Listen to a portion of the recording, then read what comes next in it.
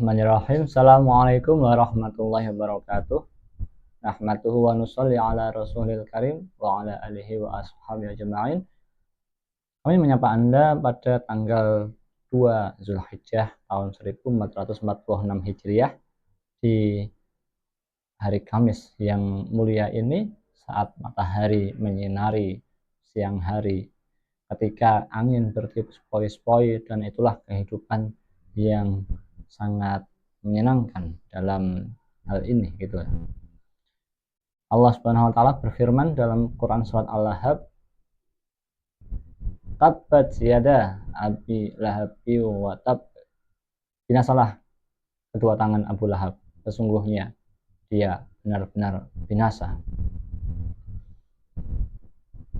Maka dalam konsepsi lanjutan daripada Al-Muddathir, yaitu sampaikan, kita akan melihat api yang muncul dari atas bukit lalu melalap kehidupan sehingga tidak menimbulkan jejak kecuali abu.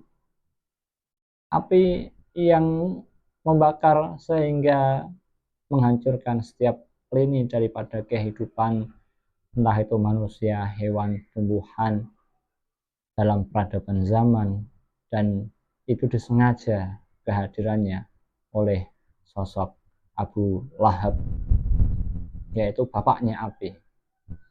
Maka kata pertama yang Allah munculkan ketika melihat ada seseorang entitas kehidupan, yaitu manusia, yaitu binasalah. Karena api kejahiliahan yang berusaha dihidupkan ketika seseorang menyalakan cahaya untuk menyinari sebagaimana matahari, tidak membakar tetapi menghidupkan. Lalu ada seseorang yang memadamkan cahaya itu dan membakar semuanya sehingga hangus berada dalam kegelapan. Itulah Abu Lahab. Maka Allah Subhanahu wa taala mencelanya dengan perkataan yang sangat kuat. Tabbat, binasalah yada, dua tangan yang sedang memasukkan setiap manusia ke dalam kegelapan zaman. Itulah Abu Lahab. Maka konsepsi dari surat Al-Lahab ini adalah perbuatan manusia yang sangat merusak, yang kerusakannya itu sampai tidak bisa dikembalikan lagi kecuali dengan petunjuk wahyu Allah Subhanahu wa taala. Baik itu sudah dikonsepsikan oleh filosof yang memikirkan konsepsi kehidupan yang seharusnya gitu, atau dipikirkan oleh akademisi yang sudah berpikir secara komprehensif sebab akibat dari dalam dirinya sendiri gitu. Tetapi itu semua dibuang, dibakar, tidak butuh yang namanya ilmu pengetahuan, hanya mendasarkan sesuatu pada hawa nafsu, perasaan, dan menimbulkan api yang melalap sosok manusia yang hidup hanya menjadi seperti boneka, hidup antara topeng satu dengan yang lain, saling mencela, saling berperang satu sama lain, sehingga tidak layak untuk dilestarikan dalam peta peradaban, sehingga terhapus dari kegemilangan peta peradaban yang terhormat. Abu Lahab adalah instrumen korup demi memulihkan zaman jahiliyah yang selalu timbul ke depan. Ketika kita melakukan sebuah perbaikan dalam zaman ini, setelah kita melakukan perenungan, seperti kita menyuruh untuk diri sendiri melakukan kebaikan, beribadah pada Allah Subhanahu wa taala, berkata yang baik, membersihkan lingkungan, merawat anak-anak, kemudian bergaul yang baik dengan satu sama lain, kemudian berkata yang jujur, kemudian berjalan dengan tidak sombong, dan selalu mendasarkan diri pada Allah Subhanahu wa taala, dan menyuruh orang untuk meninggalkan hal-hal yang tercela seperti sesuatu yang menghilangkan akal, mabuk, atau sesuatu yang berada dalam kepalsuan seperti zina, zina itu adalah sebuah palsuan dan menuju pada sesuatu yang real seperti interaksi satu sama lain, saling memberi dan saling menasihati, akan ada sebuah entitas Abu Lahab yang berusaha untuk menyingkirkan semua itu. Instrumen korup yang berusaha untuk memperkaya dirinya sendiri. Karena ada kalimat yang sangat aneh seperti ngapain kita berbuat baik pada orang lain sedangkan orang lain tidak berbuat baik pada kita. Ada kalimat-kalimat aneh seperti kalau kita berlaku jujur maka ajur, maka kita tidak mendapatkan apapun. Ada kalimat-kalimat aneh seperti apabila kamu meninggalkan nenek moyang maka kamu akan dikutuk sehingga dikucilkan oleh masyarakat, padahal kita menyembah Allah Subhanahu wa taala, tidak mendasarkan diri pada simbol-simbol yang kosong. Dan ada kalimat-kalimat aneh yang akan muncul seperti ngapain capek-capek berpikir sedangkan kita hidup hanya gini-gini aja.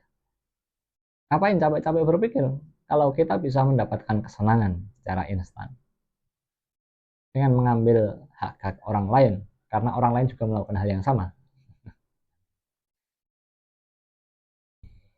Sesuatu itu akan mematahkan harapan. Seperti halnya ketika kita pada kehidupan sehari-hari ingin memperbaiki sebuah bangunan yang hampir runtuh, dan bangunan yang hampir runtuh itu, maka sebelum kita perbaiki kita lihat dulu tingkat kerusakannya bagaimana, kita lihat dulu apa yang bisa diruntuhkan, apa yang bisa digunakan, dan kita singkirkan dulu apa yang menjadi kotoran-kotorannya. Tapi ada seseorang yang datang dan berkata, biarkan saja, ngapain diperbaiki, toh juga kita hanya rakyat kecil yang tidak bisa melakukan apapun. Nomor satu, Abu Lahab adalah mematahkan harapan. Ketika Abu Lahab melihat Nabi Muhammad SAW berdakwah di atas gunung api Qubais dan berkata pada orang-orang saat itu, apakah kalian percaya jika di balik bukit ini akan ada pasukan yang datang menyerang kalian saat ini, sehingga aku memberikan peringatan pada kalian, apakah kalian percaya? Nah, orang-orang menjawab, ya, karena engkau adalah Al-Amin yang bisa dipercaya, karena engkau selama ini berlaku baik pada kita.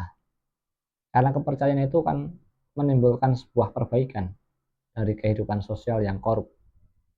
Dan Rasul Muhammad SAW berkata juga, lalu melanjutkan perkataannya, lalu aku katakan bahwasanya ada Tuhan Allah Subhanahu wa taala yang menciptakan kalian, yang besok ketika kita meninggal nanti akan ada perhitungan amal, yang mana orang akan dihitung amal kebaikannya dengan amal keburukannya berdasarkan amal perbuatannya masing-masing.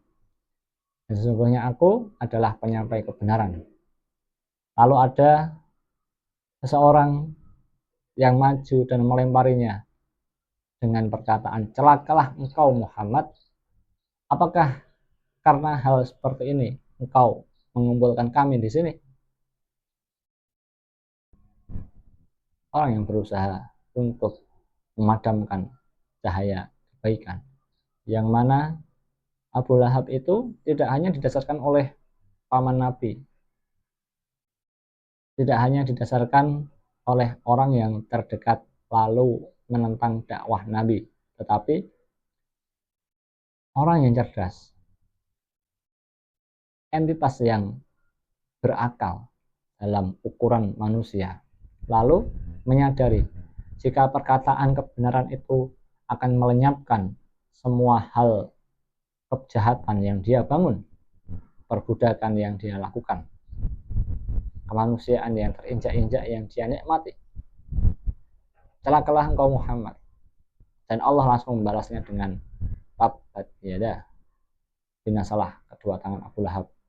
Karena apa yang dia lakukan selanjutnya ketika Nabi SAW menerima wahyu dan menyampaikan ilmu agar orang-orang merenungkan, berpikir, dan memperbaiki diri, dia menaruh duri di sepanjang jalan bersama istrinya.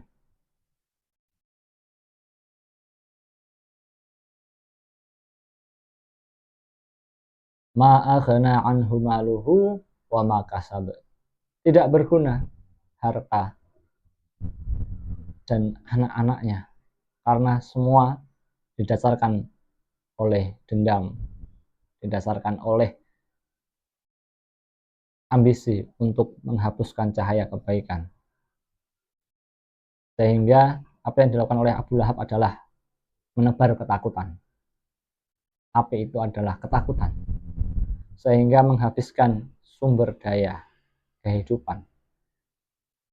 Orang akan melakukan sesuatu apabila dia mengalami semangat dalam jiwanya. Itulah yang dinamakan dengan api semangat. Dalam hatinya, itulah yang menggerakkan kehidupan. Itulah yang memperbaiki. Ada yang berusaha untuk memadamkan itu dengan perkataan, kamu tidak pantas, kamu tidak cocok, kamu tidak baik, kamu itu selamanya miskin, kamu itu selamanya menjadi yang terpuruk, sehingga perbudakan akan terus lanjut dalam pikiran. Tetapi Bilal ketika disiksa Umayyah bin Khalaf yang merupakan salah satu entitas dari Abu Lahab dalam kaum yang merusak itu,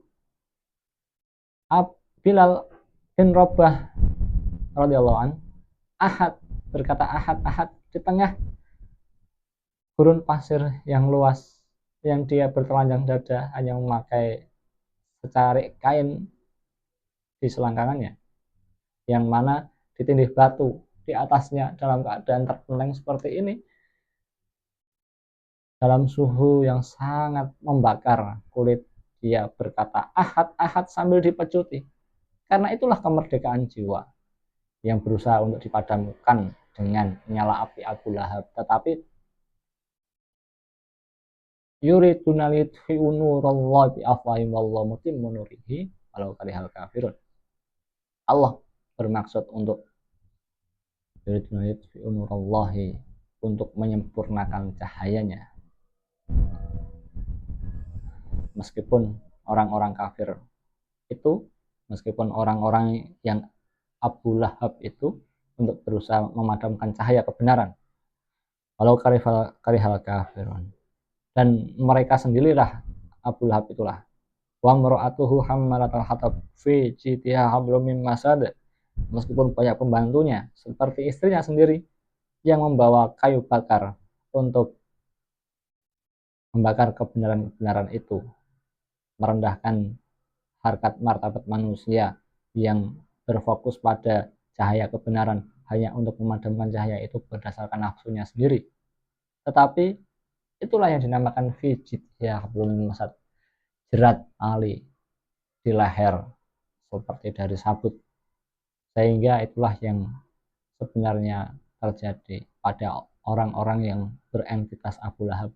Mereka sendiri yang terjebak. Mereka sendiri yang terjebak dalam nafsunya sendiri. Mereka sendiri yang berputar-putar dalam kubangan pikirannya sendiri, gejolak pikirannya sendiri. Mereka lah yang gila. Tali serabut yang selalu menjerat untuk menghancurkan diri sendiri dalam dan satu kaum di setiap zaman. Maka binasalah konsekuensi logis dari usaha yang tidak berpihak pada Allah Subhanahu wa taala, yang mana Allah berkata Rob, yaitu yang mengatur seluruh alam ini berada pada keseimbangan, yang menghidupkan waktu maupun kehidupan. Makanya kitalah yang sebenarnya menulis narasi kehidupan kita sendiri dan mewarnainya dengan apa yang bersinar dari diri kita. Semua perbuatan kita akan dipanggil kembali untuk kita. Jangan kita menjadi salah satu entitas dari Abu Lahab yang saat ini sedang membantai 56.000 rakyat Gaza. Lebih dari 1 juta, lebih dari 16.000 bayi 2 juta orang yang mengungsi. Kita jangan menjadi entitas dari orang-orang yang bersewenang-wenang untuk menjajah dunia ini dengan serakahan kapitalisme atau neoliberalisme, karena itulah yang jahat. Kita jangan menjadi orang yang mendukung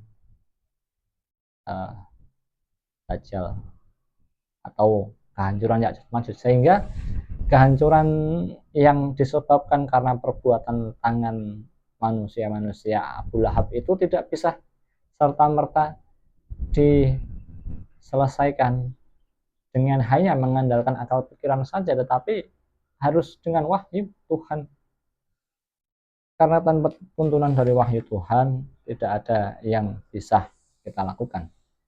Maka dari itu, untuk mengembalikan originalitas manusia ketika kita mendasarkan diri kita sebagaimana Bilal bin Rabah sebagai budak yang tidak memiliki kemerdekaan kecuali diperintah oleh entitas lain manusia, yang padahal itu adalah sesuatu hal yang jahat, maka pertama kali yang harus kita sadari adalah waktu. Sadarilah kehidupan kita itu memiliki momentum yang selalu berubah dan selalu harus memperbaiki diri. Maka pada hari yang datang, gerak langkah kita itu harus mengalami perbaikan untuk membebaskan diri dari perbudakan dan membebaskan orang-orang dari bahaya kelaparan, mengamankan dari ketakutan, dan mengamankan dari rasa lapar. Hidupkan kehidupan, maka padamkan cahaya Abu Lahab mulai dari sekarang. Terima kasih. Assalamualaikum warahmatullahi wabarakatuh.